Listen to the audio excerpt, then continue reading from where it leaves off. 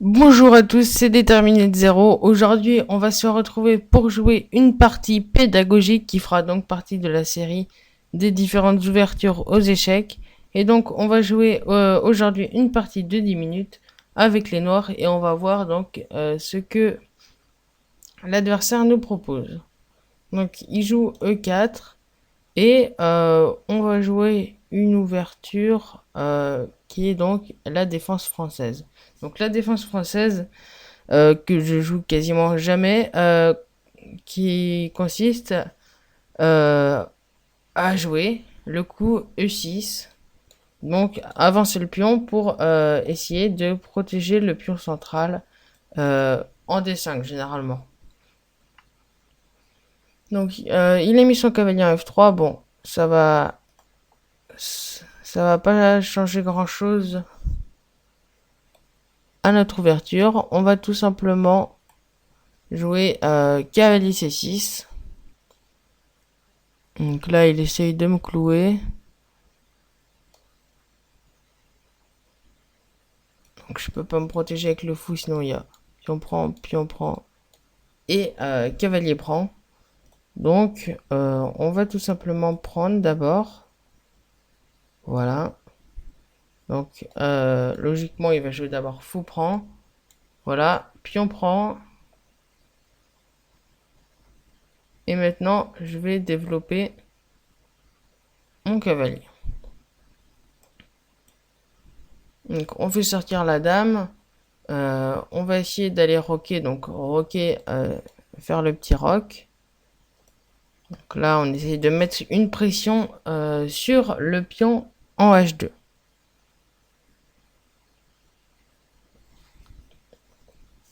Donc là, il joue son pion central pour aller ensuite développer son fou. Son fou en C1 qui est pas bien positionné, hein. Pour l'instant, il contrôle une diagonale pas très importante.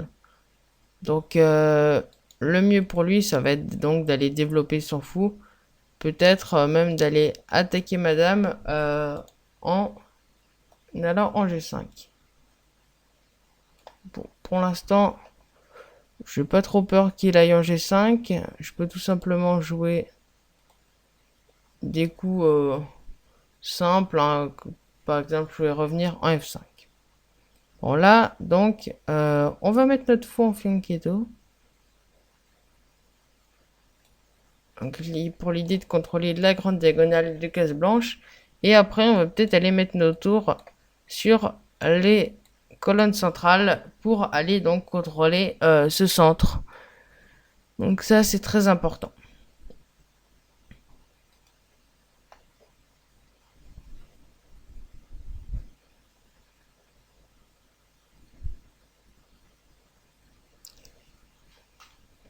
Voilà, donc vous l'avez peut-être vu sur YouTube récemment, j'ai mis en première une vidéo qui paraîtra dans 4 jours, je crois, donc jeudi à minuit.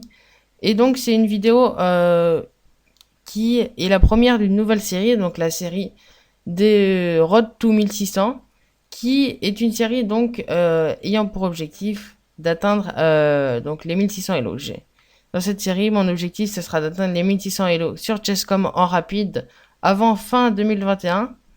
Donc ça serait super qu'on arrive à cet objectif. Donc pour l'instant, mon record de Elo, il a été atteint au début de la rentrée, donc le 2 septembre, avec un pic donc à 1530 Elo. Donc j'espère que je vais battre ce record, que je vais atteindre les 1600 Elo.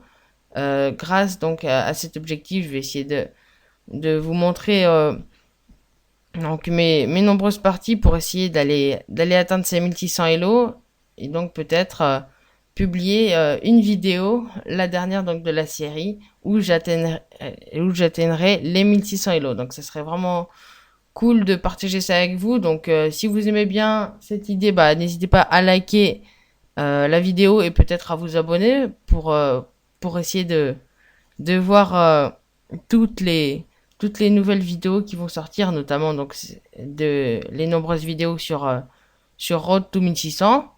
Donc bon, si vous aimez bien, donc n'hésitez pas à aller regarder les nombreuses vidéos que je vais faire dessus. Voilà. Donc maintenant, on va repasser à la partie. Donc il a joué fou E3 et moi je vais essayer de mettre mes tours donc sur les colonnes centrales comme je l'ai dit. Voilà. Donc pour essayer d'aller contrôler le centre, peut-être que ces colonnes vont devenir ouvertes par la suite. Je vais essayer de provoquer les échanges pour qu'elles soient ouvertes. Moi, ce serait évidemment un avantage puisque du coup j'aurai déjà mes tours sur ces colonnes ouvertes et ça me permettra donc de contrôler le centre.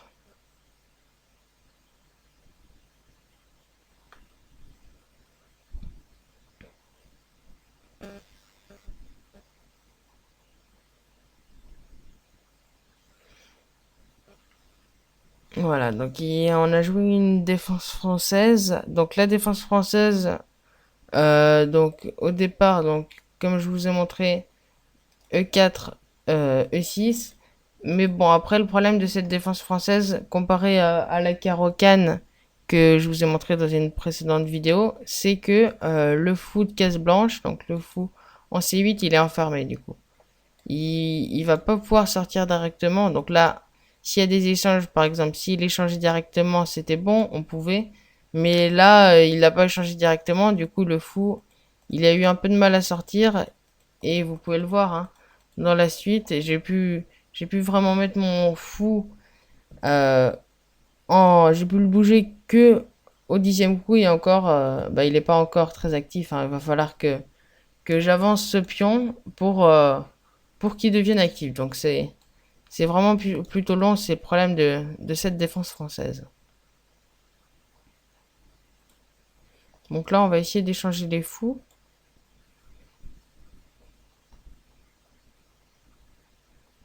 Et s'il refuse l'échange, peut-être menacer mat. Donc peut-être avec H6, l'avancée du pion, la prise du cavalier, et ensuite peut-être donc aller mater en H2. Donc ça fait vraiment beaucoup de coups. Je pense pas que ça va être possible. Donc non, en plus il met son pion. Alors,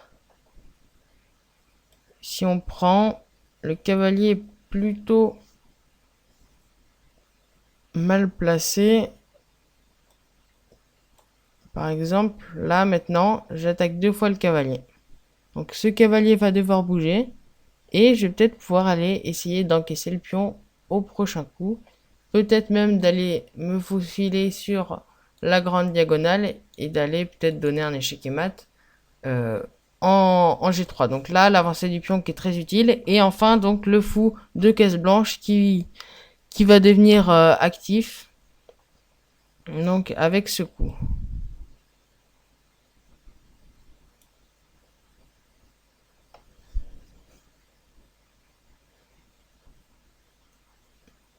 Donc là, c'est plutôt bien pour nous parce que le cavalier, il sert plus à rien. Il peut pas aller euh, sur quasiment toutes ces cases. Il peut pas venir. Il peut juste aller en G2. Du coup, ça ferait G2 euh, et, et E3. Donc deux mouvements perdus, on va dire, pour lui. Donc c'est plutôt bien pour moi. Hein. Mon objectif, c'est qu'il perde des temps pour que je puisse me développer. Donc là, on a réussi à faire fuir son cavalier. Donc ça, c'est vraiment un aspect positif pour l'instant de notre position.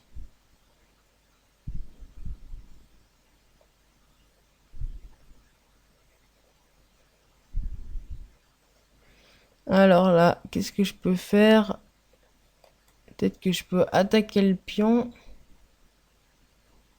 Alors peut-être que c'était pas très bien d'aller bouger ce fou. Je vais perdre un temps. Pas très bon. Peut-être que j'aurais dû directement aller en A6 pour menacer la tour. Pas top. Pas top le déplacement. Bon. Tant pis, je vais juste avancer mon pion pour éviter de me prendre des mètres du couloir. Et maintenant, je vais peut-être pouvoir faire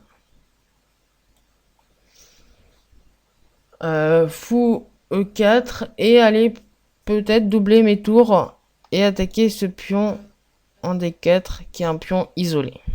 Donc un pion qui est plus protégé. Sur les deux colonnes, il n'y a plus de pion blanc. Donc là, il vient. Le cavalier, c'est bien joué.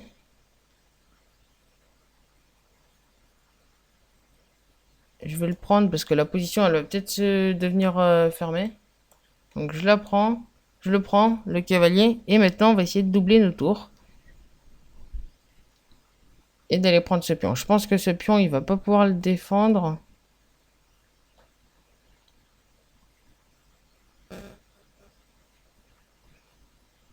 J'espère qu'il va pas pouvoir le défendre. Parce qu'après, maintenant, il y a... Pion... Ah oui, mais il y aura le roi. Oh là là. Il réussit encore à défendre son pion.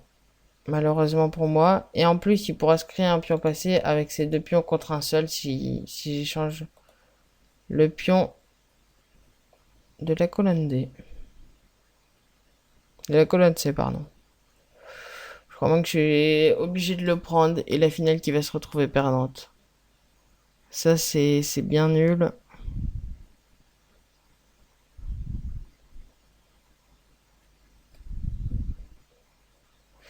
Ouais, je vois pas comment je peux transposer en une finale gagnante.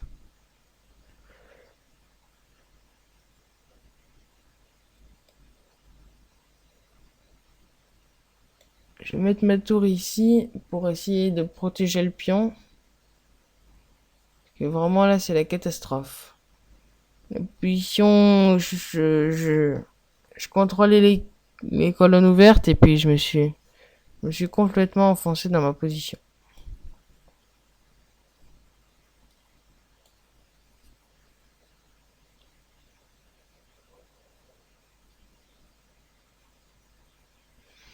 Bon, après, on reste quand même à égalité de matériel, donc ça va. Pour l'instant, la position, je la tiens. Je pense qu'elle est quand même gagnante avec les blancs. Mais je vais quand même essayer de tenir. Bon, le coup d'échec qui était pas forcément utile, je pense. Parce que maintenant, j'ai peut-être échangé, quoique.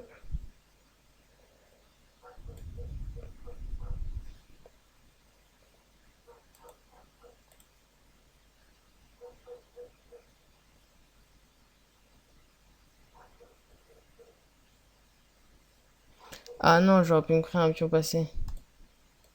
Je peux toujours me le créer d'ailleurs. Pion prend, pion prend. Et après, donc tour des 5, prise, prise. Il va ici. Je protège. Et après, il y a 6 pions passés qui gagnent. Je sais pas. Je sais pas du tout. Je pense pas que ça soit excellent, mais je vois pas comment défendre. Est-ce que ça tient? Je pense pas. Je pense pas parce que le roi il va pas protéger le pion éternellement.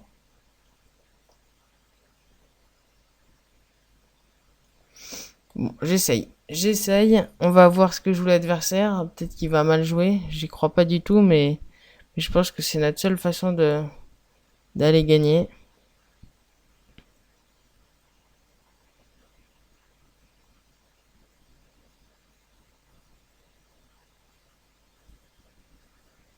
La position qui va être difficile à tenir. Alors, il attaque pas. Tout simplement. Hop. Je pense que là, il a fait une erreur. Parce que maintenant, il peut plus avancer ses pions. Je protège. Ouais, peut-être l'erreur de l'adversaire qui va nous profiter. Ça peut être très bon. Ah oui, mais peut-être qu'il va réussir à pénétrer la position. Après, s'il bouge, il pourra pas revenir. S'il bouge ici, ça marche encore. Je sais pas. Je sais pas. Je pense pas que ça tienne trop.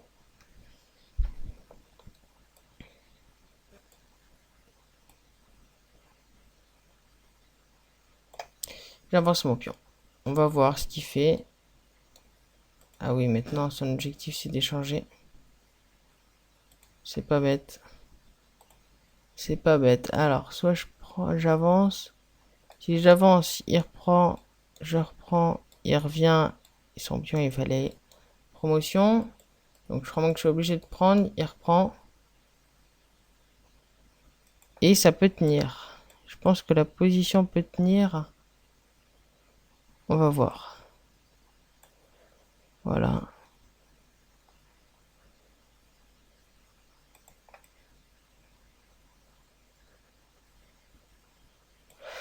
Est-ce que la position tient? Je pense pas. Je pense que ça tient pas. Bon, je vais me rapprocher du pion. Voilà, le roi qui va se rapprocher. Il va prendre. Et il arrive. Il arrive à aller ici. Aïe, aïe, aïe. Ah, c'est dommage.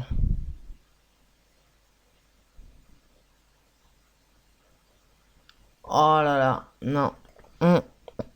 Dommage, dommage. Ça tient pas.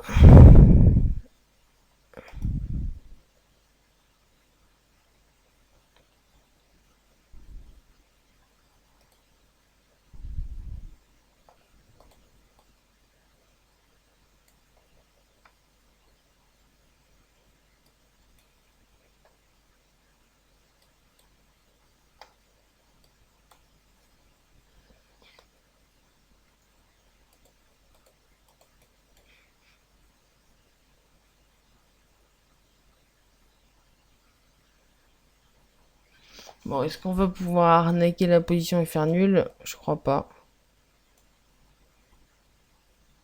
Mais je vais essayer, hein. Je vais essayer quand même.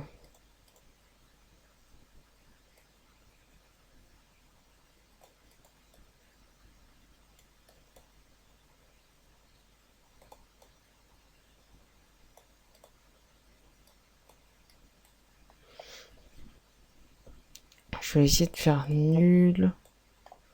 Voilà, en prenant l'opposition peut-être. Monsieur roi, j'ai mon roi, il avance son pion. Ah, peut-être que la nulle, ça peut tenir. Peut-être que ça peut faire nul cette position. Bah oui, ça fait nul. Ah non. Je vais mettre mon roi là. Ah, là, ça fait nul. Oui. Là, ça fait nul. Eh oui, ça fait patte. Je pense qu'il avait une position totalement gagnante.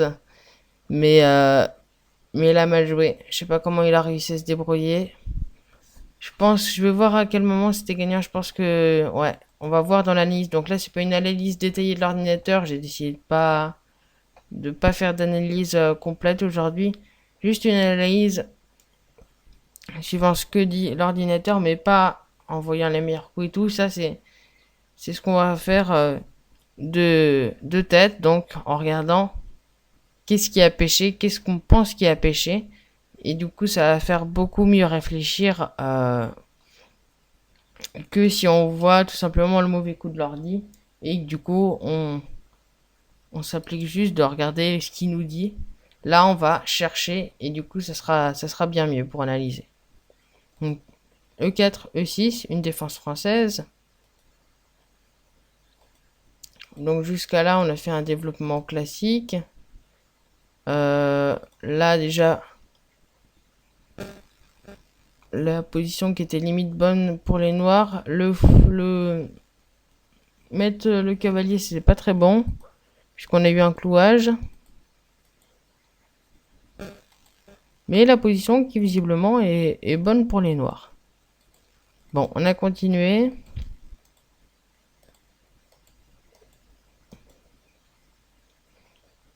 Et une position étonnamment, je pensais qu'elle était plutôt bonne pour les blancs, mais non. Finalement, c'est les noirs qui sont un peu mieux.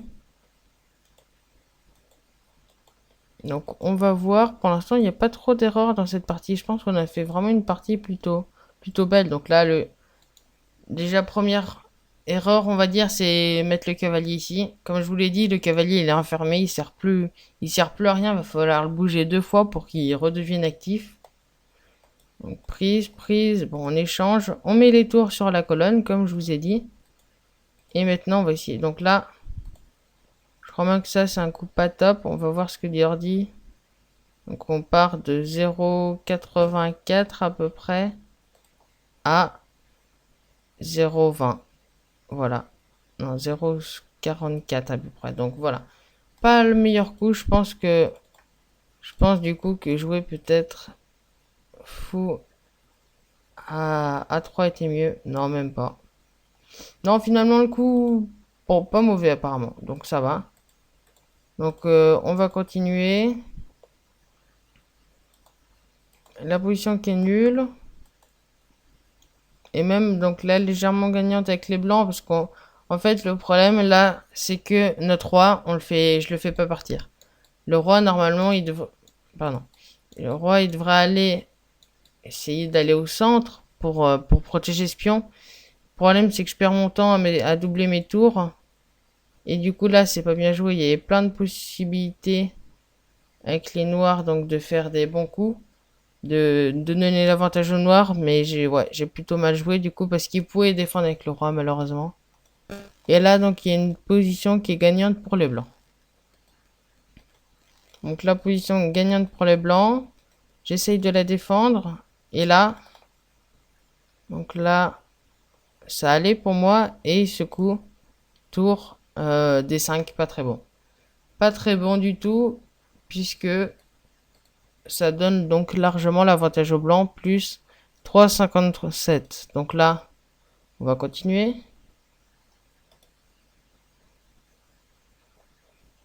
On pouvait encore défendre la position. Et étonnamment, moi qui pensais que A4 c'était vrai, que A5 c'était vraiment un bon coup, mais pas du tout en fait.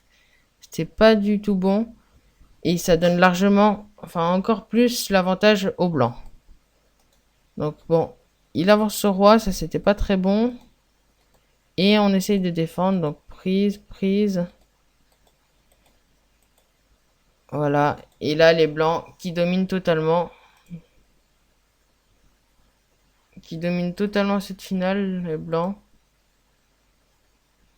Donc là, on est une analyse à 5,71. Et le coup du roi qui était pas très bon. Je pense que j'aurais dû avancer le pion. C'était peut-être mieux, même pas. Bon, je pense que c'était quand même un peu forcé pour les blancs d'avoir une analyse qui était largement positive pour eux, puisque ils ont une position qui est totalement gagnante. Donc, comme vous l'avez vu, bah, je me fais avoir. J'ai un temps de retard sur le roi. Et donc là, la défense, trop dure. Et là, il va commencer à faire des erreurs. Donc là, M15, bon, maintenant 15 coups, je prends. Et là déjà, son roi, il est bloqué. Ce roi, je prends l'opposition. Comme ça, l'analyse dit que bon, c'est maintenant 15. Hein, mais il faut quand même trouver les bons coups. En fait, quoi qu'il jouait, c'était bon pour lui. Mais en fait, il a joué à chaque fois ce qui correspondait au mauvais coup, au dernier mauvais coup à faire. C'est-à-dire que il va jouer ses coups. Et voilà, là, il avance ses pions. Ce qu'il aurait dû, c'est enlever son roi. Mais en fait, il va laisser son roi au lait durant toute l'opposition et il va juste avancer ses pions. Et là, ça fait nul. Là, ça fait nul parce que le roi, maintenant, il peut plus sortir. Et si donc il décide de faire ça, donc soit je prends l'opposition, soit même je peux prendre le pion. Non, je peux pas prendre le pion parce qu'après il y aurait après il aurait fait sortir son roi et ça aurait été gagnant. Donc non, non, j'aurais pas pu prendre son pion, mais j'aurais pu prendre l'opposition et donc il y aurait eu perpète. Donc au final, bah qu'est-ce qu'il a fait? F6 qui rend la finale nulle. Bah je prends l'opposition tout simplement.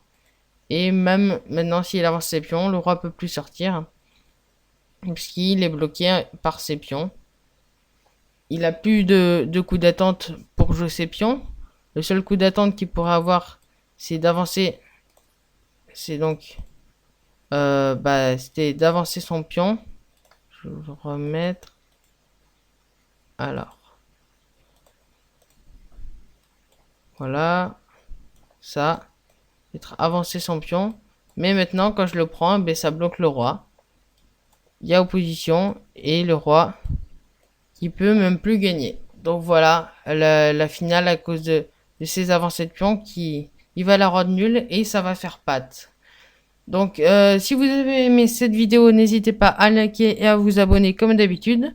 N'hésitez pas donc également à aller voir la nouvelle vidéo qui va paraître jeudi à minuit. N'hésitez surtout pas à la regarder. Donc très bonne vidéo sur cette nouvelle série Road to 1600.